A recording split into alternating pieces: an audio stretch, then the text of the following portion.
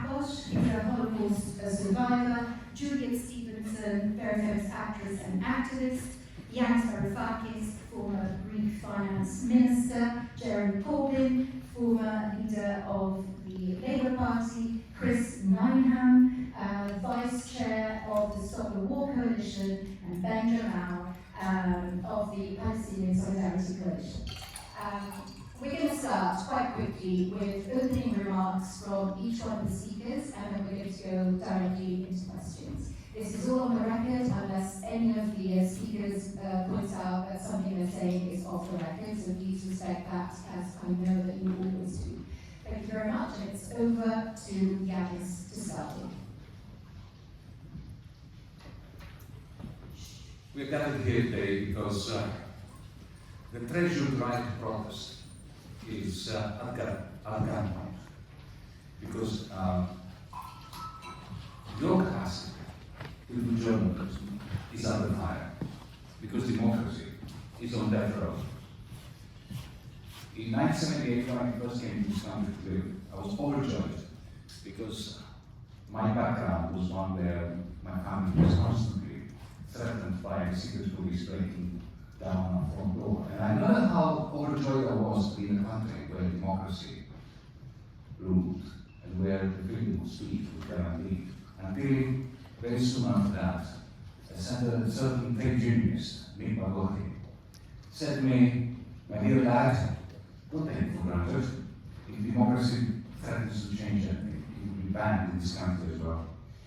I didn't believe him, I didn't want to believe him. But today, mixed words are ringing to a nerve across this land, across Europe, across the world. Allow me for a moment to speak as economist. The world of capital has not recovered from the crash of the financial markets in 2008. Donald Trump, the British government's fiscal mess, Europe's stagnation, trade wars, which are hidden, vicious class wars. These are all symptoms of the wholesale disintegration of the realm of financialized capital, the regime that spun out in the 1970s after the Nixon shock. The more concentrated power became in these 5 decades, the more brittle its foundations. The more brittle its foundations, the more determined the powers that be to shut down dialogue, debate, democracy. This is why the chilling winds of totalitarianism are blowing harder than ever today. Here in Britain, in Germany, across the world, and across the United States. The use of techno-newspeak is truly meant to make lies sound truthful and murder to seem respectful. Just as in the 1930s, similarly today, a moral clarifier has emerged. Then, in the 1930s, you were marked as a problem if you did your duty, which was what to defend the Jews from the brown shirts of mostly in this country, in Sydney, or Adolf Hitler in Germany. Today, you are marked as a problem if you do your duty to defend Palestinians from their genocide. The point in the 30s and today was a simple one: to contain dissent, all dissent. The narrowing of the range of dissent is meant to narrow down the range of what can be thought. And the narrowing of the range of what can be thought is essential in maintaining control by a regime that is losing control of its own practice and, of course, of its own system. This is why the handmaidens of those in power, our politicians in the government, are trying to ensure that protest is transformed from a fundamental right to a gift from the state. Perhaps the most remarkable method by which democracy is found is it is the formally clash between the Trumpists, who wax lyrical about freedom of speech of figures, and the centrists, who are supposedly defending principles. The case of Julian Assange demonstrates perfectly both sides' hypocrisy. Was it not Keir Starmer, Boris Johnson, Biden, Trump, who joined forces to criminalize Julian's essential journalism? Are Trump and Starmer not buddies in how they criminalize those of us who refuse to consent to another genocide in our times? Especially our Jewish colleagues, who side with us, with the Palestinians, for ending this genocide in our times. Ladies and gentlemen, I'm very pleased and very honored to be in this panel. A panel that has come together to ring alarm bells. Alarm bells that should be sounding a warning that democracy is on death row, that the threshold right to dissent at gunpoint, that your capacity to do journalism is under fire. It is time we could stand. It is time you could stand. If not now, tomorrow will be very late. Thank you. Thank you very much, Jeremy. What would you like to give us your remarks? Thanks very much, and thank you all for coming today. And it's an honour to be in this building and on the panel with this wonderful group of people. The demonstrations that have been held all over the world in respect of Palestine and the horror show of the bombing of Gaza and the loss of 60,000 lives there have been an object lesson in the way in which the governments of nearly every country in Europe, and particularly in the United States, have tried to bend the popular will to their policy by suppressing those demonstrations. And that's happened in so many places.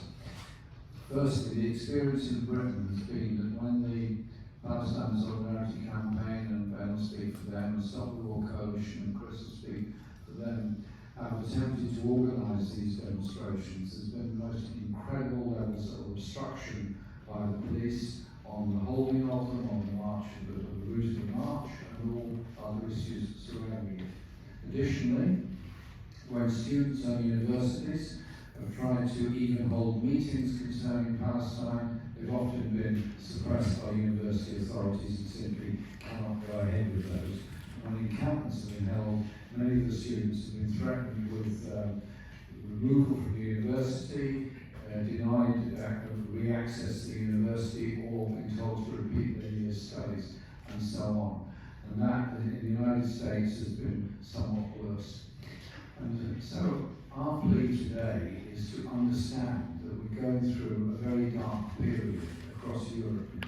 A dark period in suppression of the right to demonstrate, in the denial of the ability to even speak out about this, and in many cases, too many of our media report the whole issue in very simplistic terms and refuse to recognise a number of things, one of which is that on our demonstrations they are obviously big, but they're also very diverse, both in age, political views, and particularly in religious appearances and identity. So one of the largest groups in our demonstration is actually the Jewish bloc of people that come along to support the Palestinian people in their wish to be able to live in peace.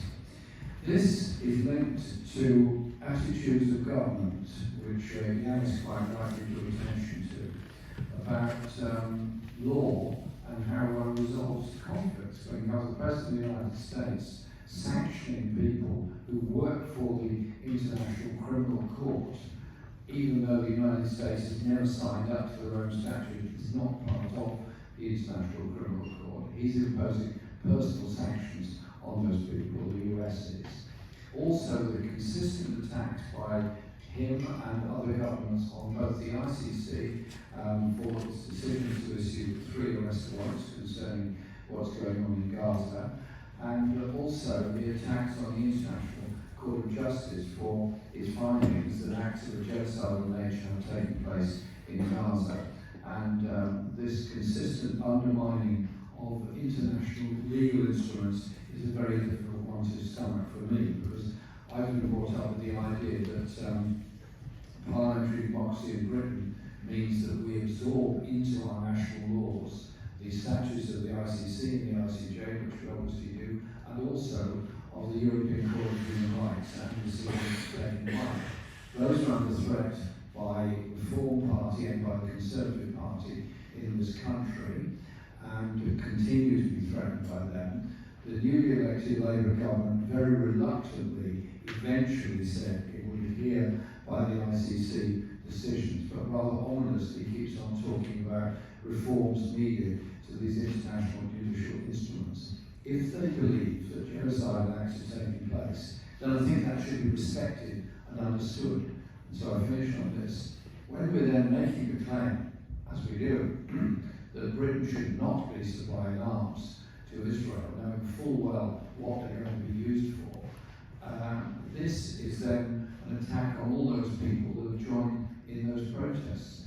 Surely, if we believe in peace, then you follow the international law, follow the decisions of those courts, and actually act accordingly in national government. So I think we're in for a period of extreme testing of international law and statutes, but we're also in for a very difficult period in every country where anyone who goes out to demonstrate in support of Palestine finds himself under extreme attention from the police force in their own country. And indeed, this is the message all over the world. So our plea today is speak up for the right to protest. And I say to my colleagues in Parliament, if the right to protest had not existed in the past, if brave people hadn't marched for democracy in this country, we wouldn't even have an elected Parliament any more than any other country would. And so our society is a product of those that protested for democracy from the grassroots. Let's defend that democracy and defend what our ancestors achieved for us. Thank you. Thank you very much. Juliet Stevenson, please. That should work. Hello everybody. I am here today, I imagine, to speak up for my community in the arts and culture sector. And I'm part of a community whose job it is, whose remit is to speak to and about the human condition, and also has a proud tradition and role in speaking out and giving voice when history has thrown up situations that required it, whether on issues of inequality or injustice, prejudice, violence, war, civil liberties, and many much else. And to do that, we relied on a commitment to cultural and political freedom of speech. People could disagree, and that's all to the good. There would be debate and discourse, but that was the point. And we could do it without fear. But that is no longer the case. Fear is now prevalent everywhere in my community, in different forms and to very different degrees. And around one topic in particular, the fear of speaking out is widespread and very far-reaching, and that topic is, of course, Palestine, and the current genocidal treatment of the people of Gaza through bombing raids, starvation, the withholding of aid, the destruction of an entire infrastructure. And around that fear, a whole silence has built up and spread like a contagion, and overt censorship generates self-censorship. So the questions I want to ask are, where is the fear coming from, and who is generating it? How does it maintain its grip? How is it so successfully maintained? And what's the impact of that, both on the people of Gaza and across the Middle East, and on those here who are choosing to turn away from the atrocities? And what is the cost in human terms to our moral identity, our humanity, as artists and cultural creatives, and as people, if we look away and remain silent? And it seems to me there are three areas in which this silence is sustained. One, through lobby groups, with strong ideological views in relation to Israel, who pressurize arts institutions, theatres, cinemas, arts funding bodies, music venues, and individuals. And there's a very long list of examples where events have been closed down, shut down, because of the working of that lobby group. And there are many examples here I could give you, but I have time. Think tanks that generate legislation and also plant ideological colleagues aligned to their position in institutions such as our universities, our hospital boards, our arts institutions, our educational bodies, and so on. And perhaps most perniciously, through language and its misuse. The language enshrined in law, the vagueness in the Public Order Act, allows for the police now to interpret, and therefore seriously encroaches on the rights of protesters. How can you mount a legal case against the subjective definition of noisy or annoying? Church bells are noisy, carol singers are noisy, roadworks are annoying. These words are used to curb the Gaza marches and the rallies and to incriminate peaceful protesters, many of whom are on this panel. In calling for a ceasefire now, you're smeared as a terrorist sympathiser. In using the word genocide, a definition agreed on by the ICJ and Amnesty International, among others, you are labelled an anti-Semite. The news report announces the deaths of civilians, according to the Hamas-run health ministry, immediately casting doubt on the integrity of those numbers. The numbers are supplied also by organisations on the ground, Red Cross, Oxfam, the ICR, and so on. And besides, is that the point? If it's 15,000 children or 18,000 children, the point is not that we question the exact number according to who has delivered it, but the point is that children are being killed in large numbers. That is the point, and the misuse of language completely confuses it. Again, if your theatre or cinema or arts centre wants to put on an event and is pressurised to cancel it, it is now deemed to be because it is political. This word is now being used in pejorative ways, but it never was before. It never was when discussing Ukraine, or the former Yugoslavia, or Northern Ireland, for example, and so on, and so on. And so it is that this now firmly entrenched suppression of free speech, against which there is a valiant battle going on, has taken root, and most people in my industry are too frightened to speak out. There is rumour of being dropped by your agent, or being dropped by your employer, your manager, or your record label. I feel absolutely sure, though, if we do not identify where this silence is coming from and who is sustaining it, if we don't identify that fearlessly and find the courage and the moral spine to challenge it and limit its reach, we will in time come to feel very shamed when we look back at this moment, in perhaps only a handful of years.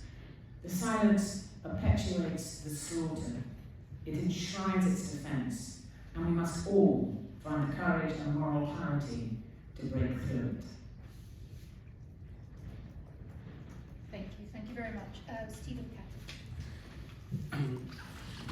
Thank you, Chair, and I'm greatly honoured to be on this panel. The Holocaust, or a genocide, do not just drop out of the blue sky. I was 7 years old when Hitler invaded Hungary, his unreliable ally, in March 1944. As a child survivor of the Holocaust in Budapest, I'd like to add a few words about the gradual process of repression leading to dehumanization, which process terminated in atrocities and mass murder in the end. In Central Europe, including Hungary, from the 19th century, the dominant reaction for most educated Jews was assimilation. The generation of my father, a doctor, and his friends all embraced assimilation.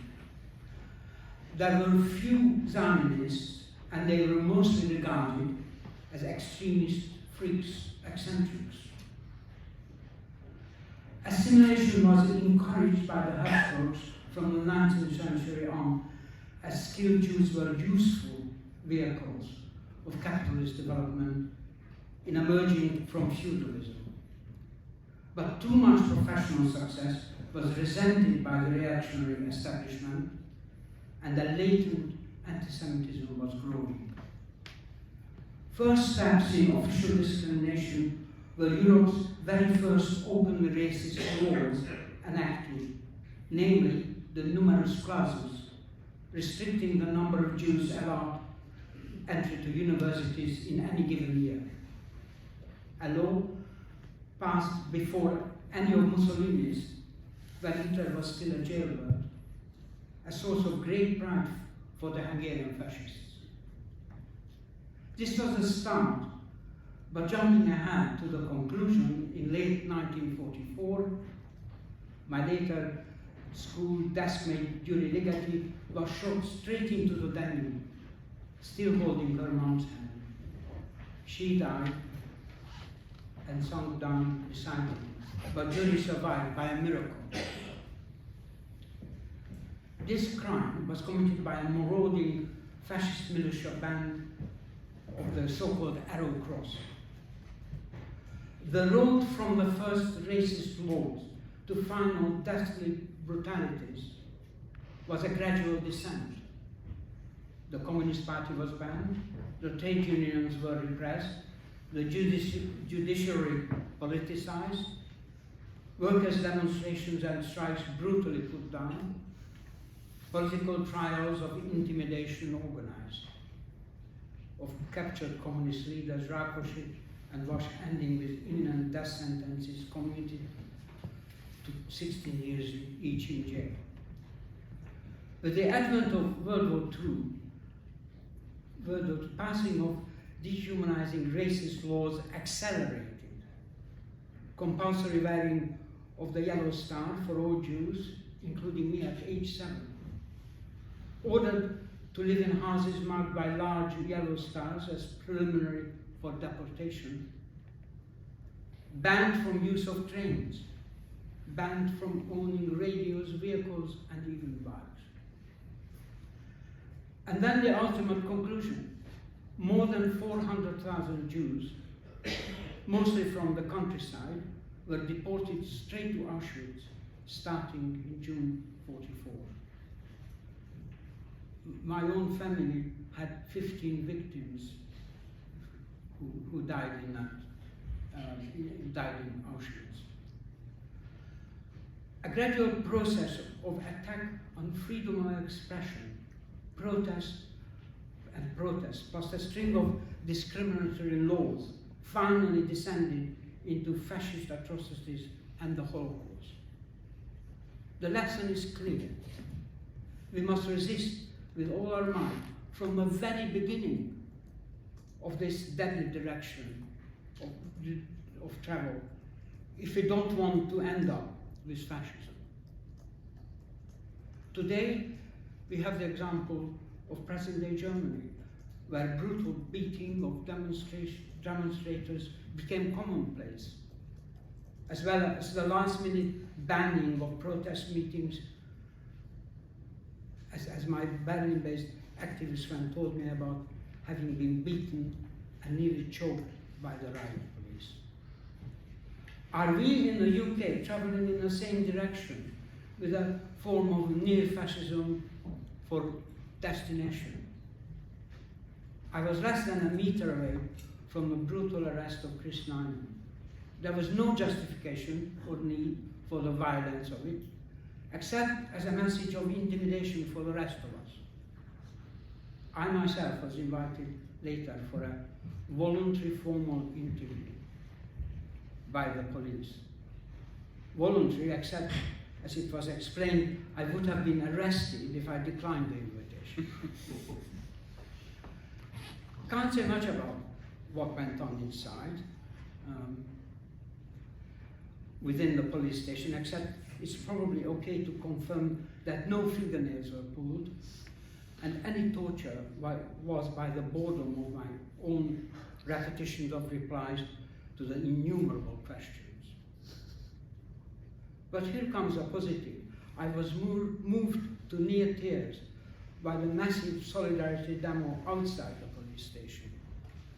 I feel strongly that this is what we must double down on.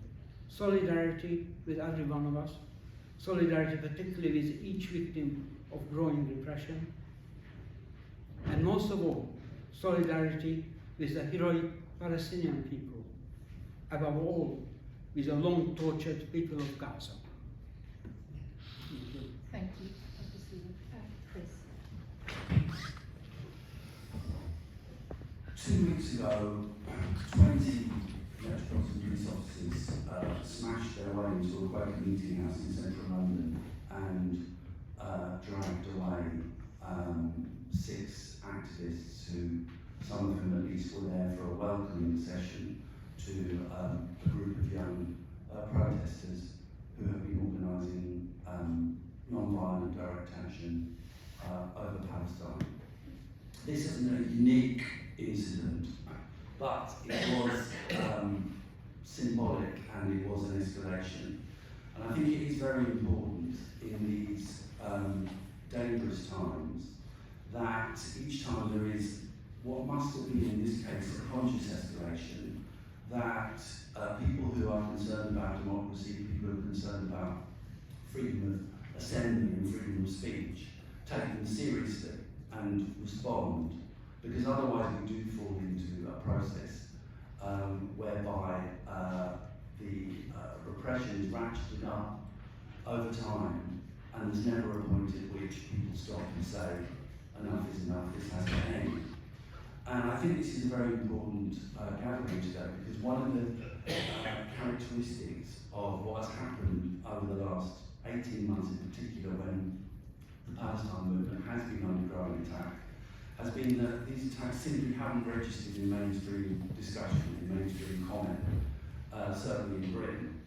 And I think what we're saying here today is that needs to end, because the gathering repression, the gathering attacks on freedom of assembly and freedom of speech are now becoming very chilling and very worrying.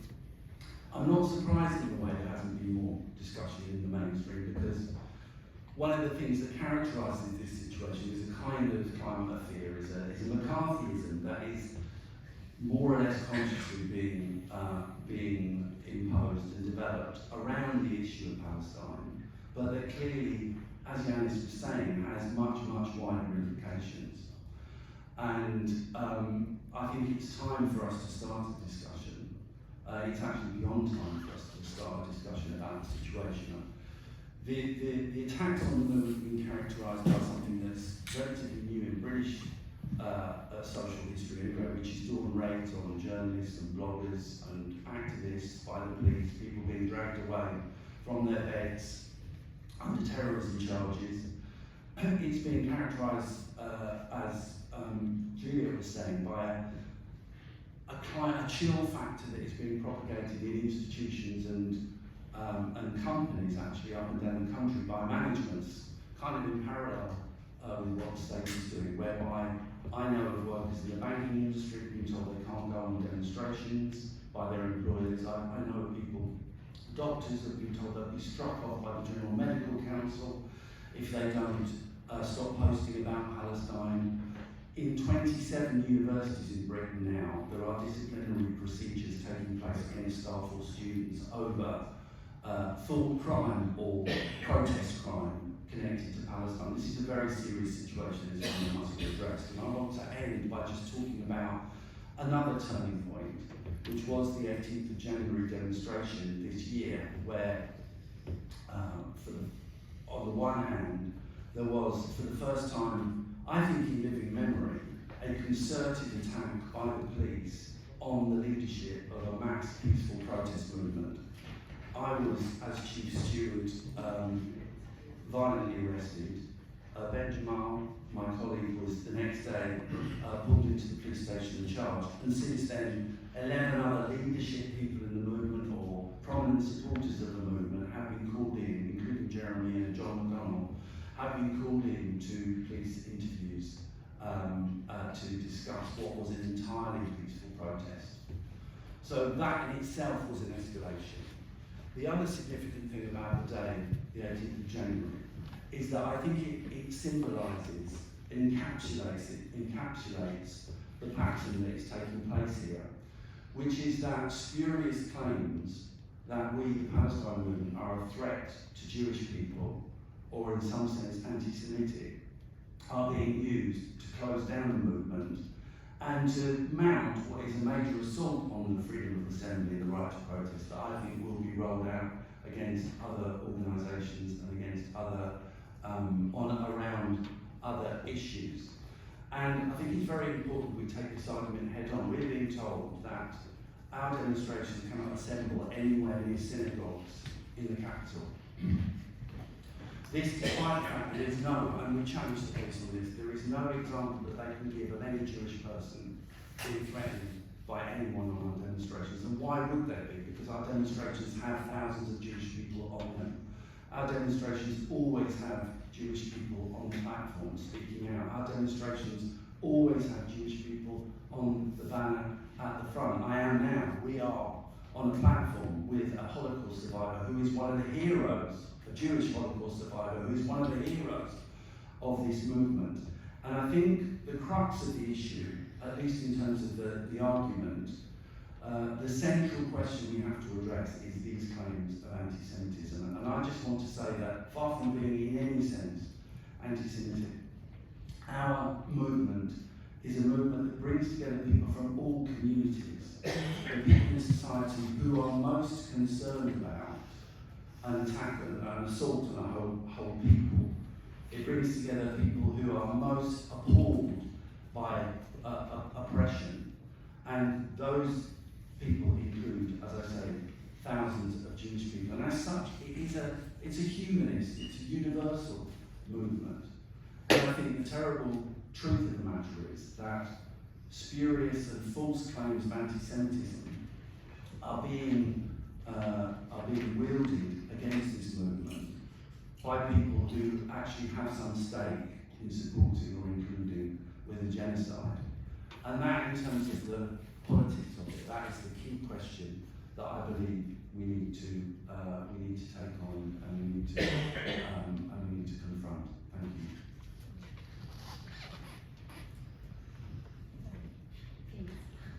you. Okay, thank you. Going back to what Yanis said at the start, we're here to ring an alarm bell, but really it's an alarm bell that has been ringing for some time. We are addressing the most serious assault on the right to protest that anyone on this panel can remember in their lifetime, and you can see by casting your eyes along the panel that none of us would probably qualify as spring chickens. The scope of this crackdown is, with the honourable exception of Jeremy. So the scope of this crackdown is broad. It's been developing over many years with many dimensions, the key lever being previous governments' counter-terrorism strategy and counter-terrorism legislation. It's a process extended through the pernicious policing bills brought in by previous Tory governments, but we are now seeing those powers being enthusiastically embraced, utilised and extended by Keir Starmer's government. So it's an issue that should be of concern to everybody who cares about core democratic freedoms, of which the right to protest is a fundamental cornerstone. But I'm the director of the Palestine Solidarity Campaign, and I'm a Palestinian. The issue that brings me to this panel today is how these measures are being specifically targeted at the Palestinian movement, the Palestinian Solidarity movement,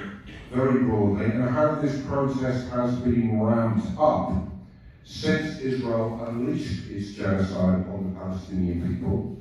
That ramping up is a core aspect of UK government's complicity with that genocide and their response to the extraordinary growth in response to the genocide that we have seen in this country of active protest in support of Palestinian rights. And when I'm talking about that, I'm not just talking about the national mobilisations and protests we have seen of unprecedented size, the biggest, most sustained protests on London streets since the suffragette movement, but I'm also talking about the protests and the boycott and the divestment campaigns that have been mushrooming in towns and cities across the UK. We've seen many manifestations of this suppression. The other panelists have touched on them.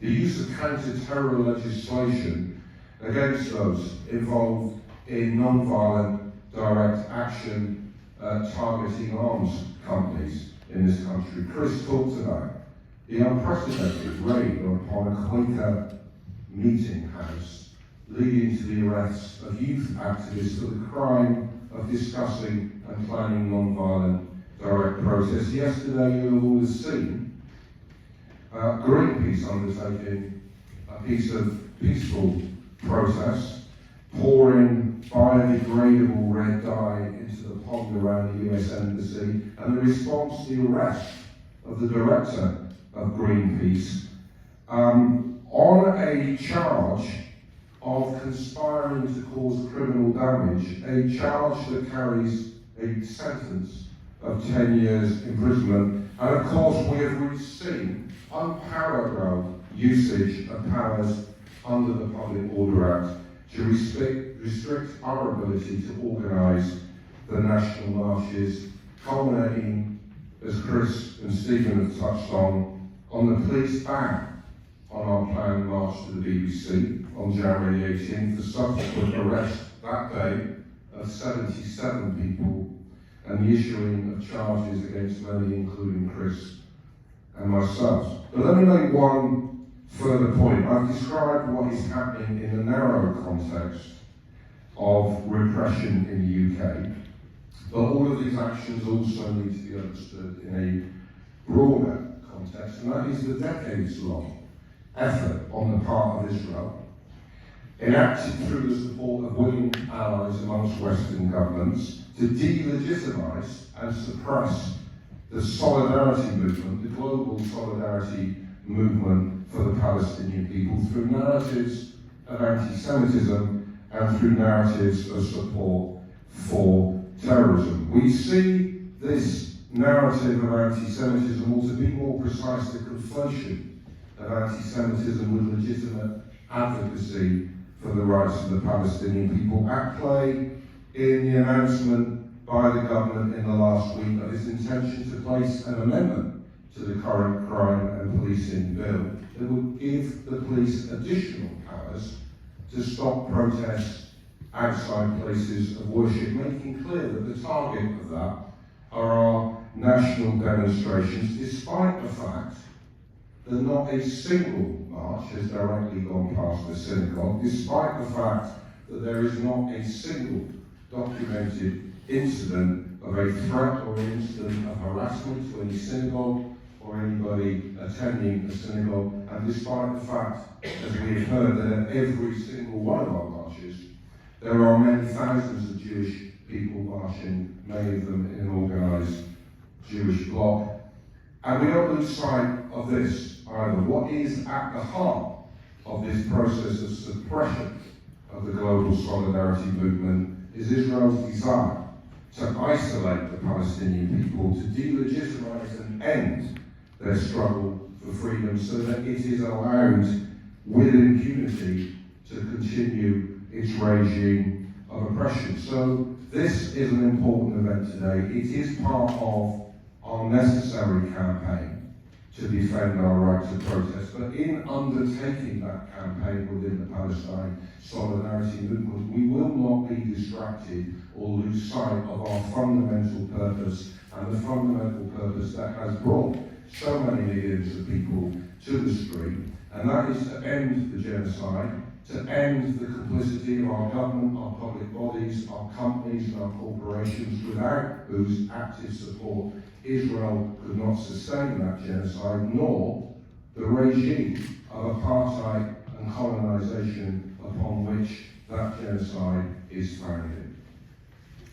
Thank you very much. I'm about to open it to the floor, but I would like to start just with one question to the panelists. You are addressing the international press, we're all foreigners here, and many of us see the UK as a beacon of democracy. I liked where in some countries in Europe and around the world, things are very, very different and worse.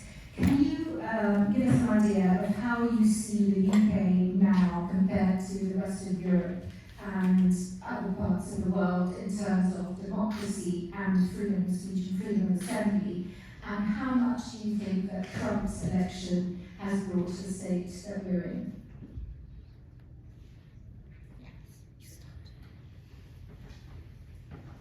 Britain was indeed the beacon of liberalism, not necessarily democracy, not the same thing. The fact that Britain today is sliding down the same slippery slope as Germany, as France, as Holland, as the United States. It's a great defeat for the very ideas of liberalism. Because what happens here has a greater impact on your capacity, your own countries, to do journalism. Because of Britain's tradition of having offered a sanctuary to dissent, to peaceful protest. The fact that there are scores of people in prison today, the fact that a number of people in this country are being investigated by the police for things that would have been utterly legitimate, even by Tory standards, 5 years ago, 10 years ago, 20 years ago. That is a major defeat of liberal values, let alone of left-wing and progressive values. Can I have somebody from Britain answer the question? Jeremy, Juliet. I feel very sad the way in which the right to protest is under threat the whole time, and it's not just at the current period, it has been going on for a long time. I trace it back to the 1970s with the passage of the Prevention of Terrorism Act, which allowed imprisonment without access to lawyers. Eventually that period of imprisonment without access to lawyers was reduced, but it was a very dark day in the British judicial process when that happened. The 1986 public order legislation is the one that the police use frequently now to curtail the right to demonstrate, and that was a seminal piece of legislation because it transferred to the police the powers essentially to decide whether you could demonstrate or not. And that's been exacerbated by the more recent legislation that's come along. And as Chris pointed out, the consistent use now of much broader anti-terror legislation to investigate people, to stop them, to ask them lots of questions and detain those that are protesting that the police don't really approve of, I think is extremely dangerous. We have a European Convention of Human Rights. It was hard fought for, it was hard worked for, and it was very much a British institution. After the Second World War, it was Britain promoted the establishment of the European Court of Human Rights because nobody wanted to see the descent into the Nazism of the 1920s and 1930s that had come about across Europe. And I find it beyond sad that we should be, on the one hand, passing the Human Rights Act in 1998, yet at the same time now passing increasingly repressive legislation which empowers the police to prevent legitimate protests. Because if you deny people the right to protest, then two things happen. One is those that protest get jailed, get fined, and get excessive sentences, such as those people that peacefully demonstrated in Just Stop Oil and other environmental campaigners, but also it makes people extremely angry. When people are very angry, it can go in any direction. The right to protest is sacrosanct, in my view, for all democratic societies, and we should be defending it. And it's also the media that needs to not allow themselves to be self-censored and self-silenced by the oppression of government against the right to know about issues surrounding, for example, arms sales and production of weapons that I believe have been used illegally in the war against the Palestinian people in Gaza. Yeah, I would support all that. I just go back to January the 18th because it was a day when I woke up that morning and by the time I'd gone to bed that night, I realised I was living in a very different country than I thought I was living in. It was the most significant day. I cannot stress that enough. I went down to join the rally and the march. It had already been forbidden at the last minute to be a march to the BBC. I was only allowed to stay in Whitehall. As soon as I got out of the tube, as I had so often done before, the police were already capturing people. They were already surrounding. There were thousands of police there that day, as opposed to the few that there normally were. And they shipped in police from Manchester, and it was quite clear that a whole strategy was going on. And as the day evolved, we all knew that. And it was clear it wasn't an effort of the police. It could not have been. It must have come from higher office. It must have come from government. And during the course of the day, the violence and the aggression with which that rally was policed was astonishing. coming to the point where the small delegation of us who carefully worked our way through the crowd and asked if we could go beyond the police line in order to symbolically, as a small group of 10 or 12, reach the BBC to lay down our flowers in protest. And the policeman then let us through, and every single one of us who were in that line are now subject to police interrogation. Ben and Chris have been charged, and every single one of us here, plus others, are now going to be interrogated by the police simply for being in that line. And we all witnessed the extremely violent attack on Chris at very close quarters, who was then shackled and handcuffs, thrown into a police van and detained for 27 hours for doing nothing but walking between us and the police to just negotiate whether or not we could move forward. That day, at the end of that day, I didn't leave Trafalgar Square. I stayed with a friend, and we watched and we waited. And well after the rally had finished, for reasons completely impossible to understand, hundreds and hundreds more police came running into the square long after the rally had disbanded and started arresting people in Trafalgar Square. People who were just standing there with flags or cups of tea or a pint of beer, rounding them up and throwing them into vans. And it was quite clear that they needed to get a lot of numbers. They're going to make a lot of arrests. And as Ben said, there were 77, 78 people arrested that day, purely as a propaganda exercise. And sure enough, the next day, into the papers it went, and it was reiterated by our very own Home Secretary, Yvette Cooper, to say that it was an aggressive and violent march, and of course in an attempt to deter future marches, which fortunately it has not.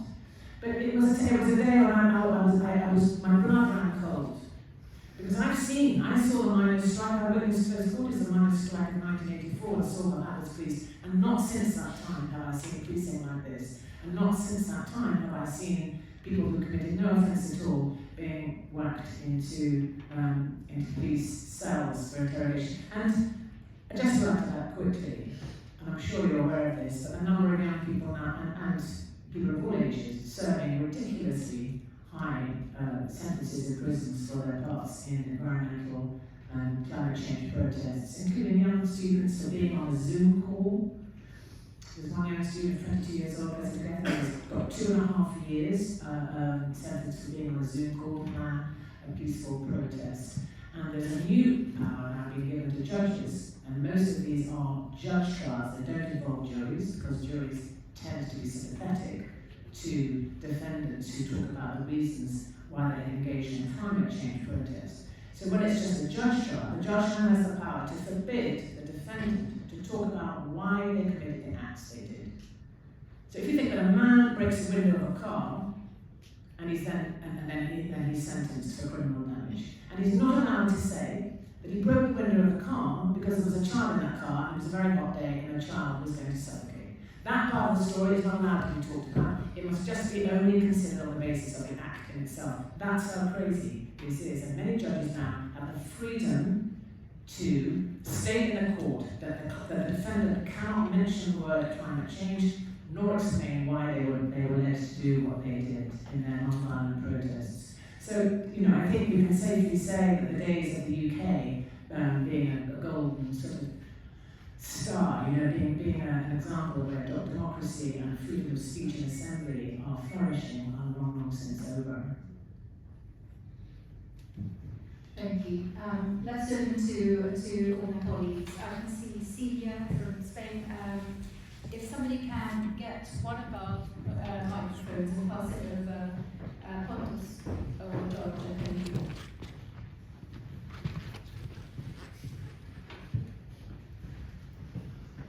Thank you, Celia from Spain. It's a very right question. How we arrived to this situation with the democracy is on this. The globalization has failed, and what is the role of the left movement in this situation? Thank you.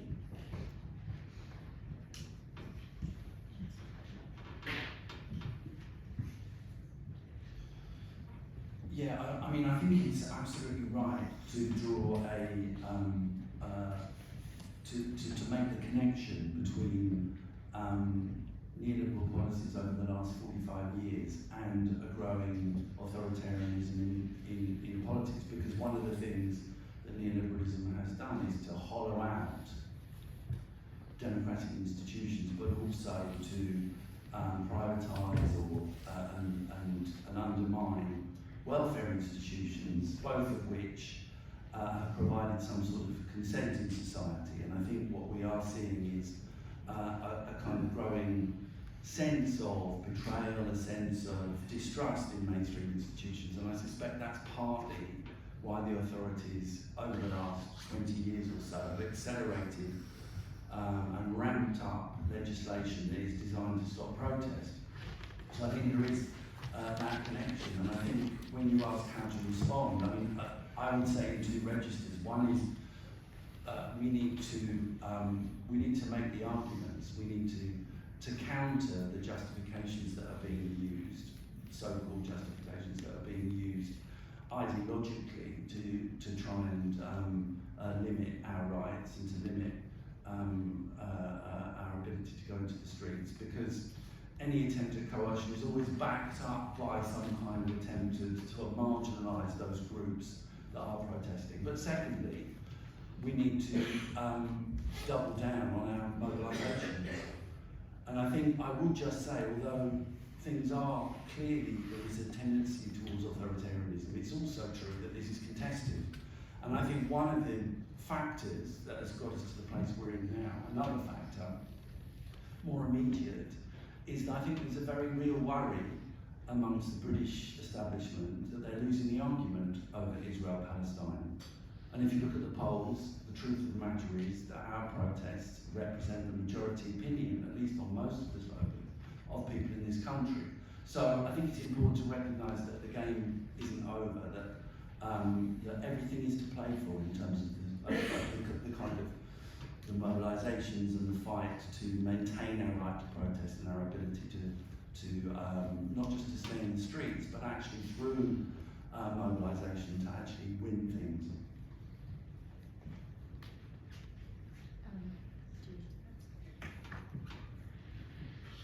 The trouble with neoliberalism from the beginning was that it was neither new nor liberal. The whole point of neoliberalism was to create the panoply of a coercive state by which to introduce a very vicious class war, a very vicious redistribution of income. Margaret Thatcher started it, New Labour continued it, Keir Starmer is bringing it to its natural conclusion. And therefore, the left becomes the center left, becomes the greatest accomplice of the establishment, when in the name of the working class, it is clamping down on the dissent that made the working class have a voice in the first place. Here, with the Labour Party, but in Germany, with the Social Democratic Party, even my former, I should say, comrades of the Linke, who had done nothing to end the totalitarianism of the German police force, which we experienced last year with our Palestine Congress, when the police brutally assaulted our Jewish Congress, German Jewish Congress, for not supporting genocide, and the left in Germany were too timid or too sold out to Zionist cabal in order to defend basic liberal principles.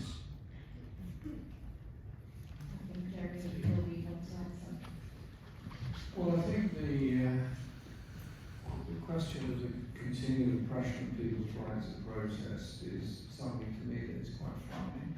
And I think the points that Yanis makes, it's across Europe that it's happening. And it does mean there have to be voices speaking up. And sadly, too few voices are speaking up.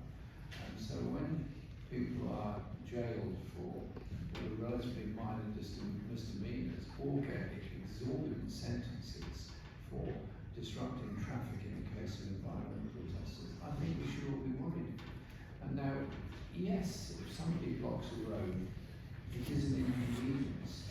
But I think we should also remember that all our rights and liberties depend on the right to be able to speak out and the right to protest. And that is, to me, something that's extraordinarily precious. And if we give it up, allow it to go away,